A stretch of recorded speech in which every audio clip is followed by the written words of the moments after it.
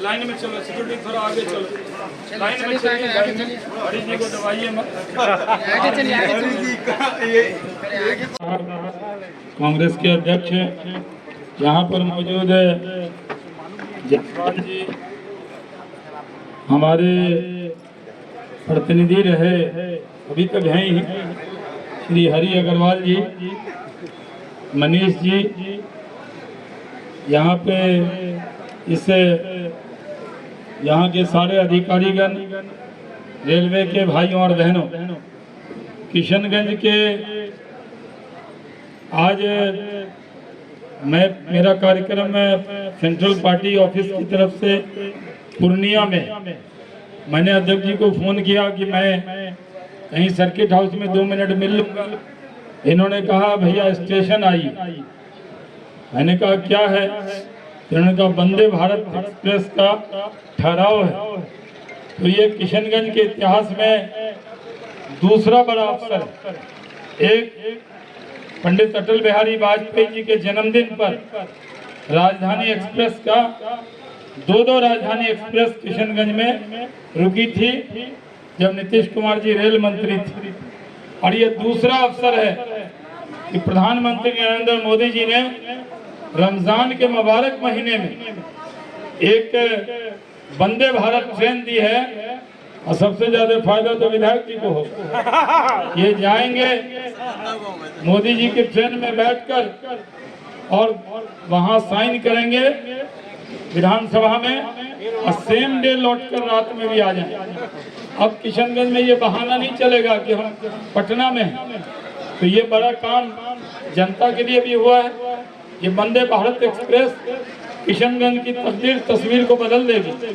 और देखिए मोदी जी ने किस दिन किया है, रमजान के मुबारक महीने के दिन किशनगंज वालों को प्रधानमंत्री नरेंद्र मोदी का तोहफा है। इस तोहफे को किशनगंज के लोग स्वीकार करें। और आज ही के दिन सीए कानून लागू हुआ है।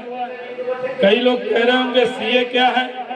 ये सिटीजनशिप अमेंडमेंट एक्ट किसी की भी नागरिकता लेने वाला नहीं है, बल्कि पाकिस्तान, बांग्लादेश और अफगानिस्तान में जो रिलीजियस माइनॉरिटीज के लोग हैं जिनका मजहब खतरे में होगा, वो अगर भारत में आए तो उनको नागरिकता देने वाला कानून है।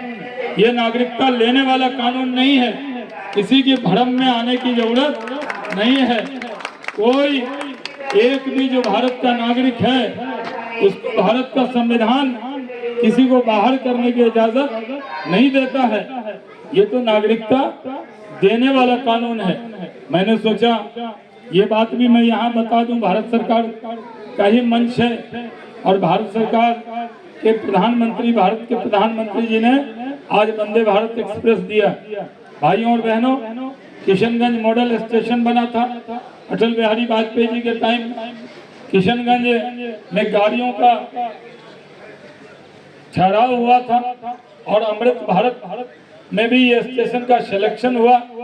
किशनगंज बिहार का बॉर्डर है, बिहार का गेटवे है, और अगर किशनगंज तरक्की नहीं करेगा तो बिहार तरक्की किया हुआ नहीं माना जा सकता। लेकिन किशनगंज में तो जात पात ज्यादा होता है।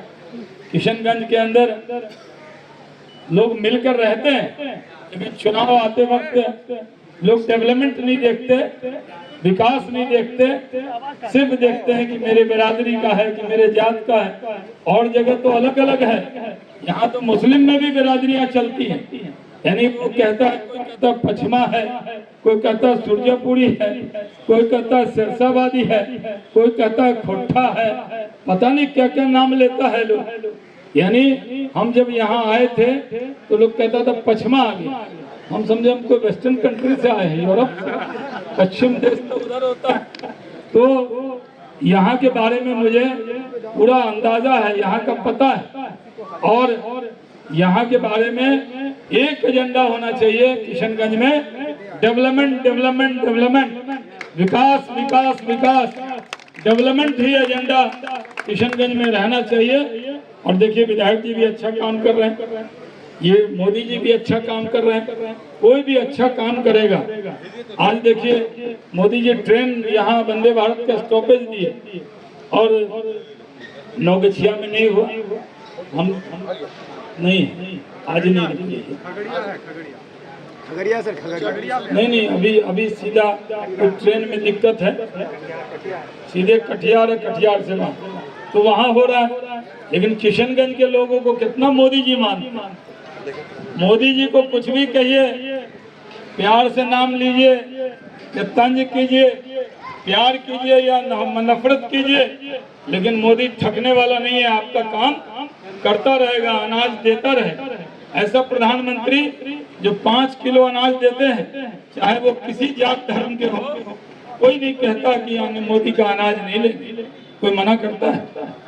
अमृत भारत का कितना देर है और अच्छा, तो इसलिए अब वो शुभ घड़ी आ रही है। जो लोग धूप में नहीं बैठना चाहते, 2 मिनट धूप भी ले लीजिए, विटामिन डी मिलेगा। सब लोग आगे आ जाइए, कुछ लोग शेड में हैं।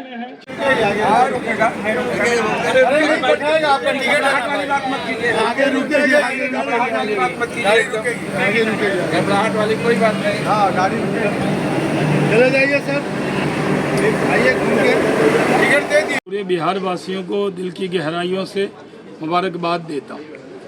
आज रमज़ान का पहला दिन है और प्रधानमंत्री नरेंद्र मोदी जी ने किशनगंज और बिहार के कई स्टेशन पर वंदे भारत का तोहफा दिया है। ऐसे भी जब वो कश्मीर गए थे तो रमज़ान की मुबारकबाद पूरे देशवासियों को उन्होंने दी थी। और आज वंदे भारत का यहाँ ठहराव हो गया। अब पटना से किशनगंज दूर नहीं है। पहले भी हमने, जब हम यहाँ मंत्री थे तो राजधानी स्टॉपेज करा के दिल्ली को नज़दीक कर दिया था, दिल्ली दूर नहीं थी। और मोदी जी ने पटना अब दूर नहीं है, तो ये बहुत खुशी की बात है। पूरा किशनगंज आज जश्न मना रहा है। दूसरी बात यह है कि आज ही CAA सिटीजनशिप अमेंडमेंट एक्ट लागू हो गया है।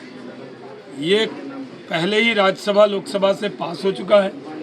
ये किसी की नागरिकता लेने वाला कानून नहीं है, ये नागरिकता देने वाला है। पाकिस्तान, बांग्लादेश, अफ़गानिस्तान में जिन लोग रिलीजियस माइनॉरिटी का, हिंदू, सिख, पारसी, क्रिश्चियन, जैन, ये जो 6 मज़हब पंथ के लोग हैं, जिनका धर्म खतरे में हो और वो अपना धर्म बचाने के लिए भारत में शरण मांगे हो, उनको नागरिकता देने वाला है। ये किसी की भी नागरिकता लेने वाला कानून नहीं। भारत के संविधान में स्पष्ट है कि जो लोग भारत के नागरिक हैं उनकी नागरिकता कोई नहीं छीन सकता। इसलिए कुछ दल भड़का रहे हैं, कांग्रेस के नेता, RJD के नेता, MIM के नेता भड़काने की कोशिश कर रहे हैं। मैं बिहार के सारे अक़लियत के लोगों से और देश के अक़लियत के लोगों से अपील करना चाहता हूं, किसी के बहकावे में मत आइए। आपकी कोई नागरिकता छीन नहीं सकता, ये मोदी की गारंटी है। ये तो नागरिकता देने वाला कानून है। जो लोग धर्म के नाम पर सताए गए हैं उनको नागरिकता देने के लिए सिटीजनशिप अमेंडमेंट एक्ट लागू किया गया है। अमित शाह जी को और प्रधानमंत्री जी को बहुत बधाई देते हैं। 24 घंटे के अंदर जनता कितना कौन पार्टी दिया खुलासा करने का जो है सुप्रीम कोर्ट, वो सब आ जाएगा। वो तो कोर्ट में मामला है। जी, कोर्ट क्या में आदेश होना चाहिए? कोर्ट में जो बात हो उस पर क्या बोलना चाहिए जी, कोर्ट का वेट कीजिए। आपको दिया जा रहा है इसकी मांग है। आपकी नाम की चर्चा है किशनगंज से? देखिए, चर्चा तो बहुत जगह रहता है, लेकिन पर्चा किसका निकलता है ये तो पता नहीं है। चर्चा में तो बहुत जगह से नाम आता है, लेकिन हम तो बीजेपी के कार्यकर्ता हैं और बीजेपी ने मुझे जितना दिया है उतना किसी को नहीं दिया। पार्टी जो आदेश करती है उस आदेश को हम मानते हैं। पार्टी के आदेश पाल हैं और जो पार्टी हुक्म करती है वो हम मानते हैं। पार्टी का जो हुक्म होगा वो सर माथे पे होगा, लेकिन जो चर्चा हो रही है ये सही नहीं। पहले भी आप सांसद रह चुके हैं इस इलाके से? जी, हम तो सांसद रहे हैं, पहले सांसद रहे, अभी लोगों के दिल में रहते हैं। बस अंतर यही है। सांसद विधायक तो कोई हो सकता है, लेकिन दिल में जगह सब नहीं बना सकता। कहाँ से लेना चाह रहे हैं आप? हम बीजेपी में कोई व्यक्ति तय करता है कि कि वो कहाँ से लड़ेगा। वो तो पार्टी तय करती है किसको क्या जिम्मेवारी देंगे। इसलिए बीजेपी में ये सब चर्चा नहीं चलती अन्य दलों की तरह। गोपाल मंडल भागलपुर में गोपाल मंडल चलिए, भारत माता की, भारत माता की। प्रधानमंत्री नरेंद्र मोदी जी को बधाई देते हैं, प्रधानमंत्री का शुक्रिया अदा करते हैं। शुक्रिया मोदी भाईजान किशनगंज की तरफ से, क्योंकि आपने रमज़ान के मुबारक दिन किशनगंज वासियों को वंदे भारत एक्सप्रेस दिया है।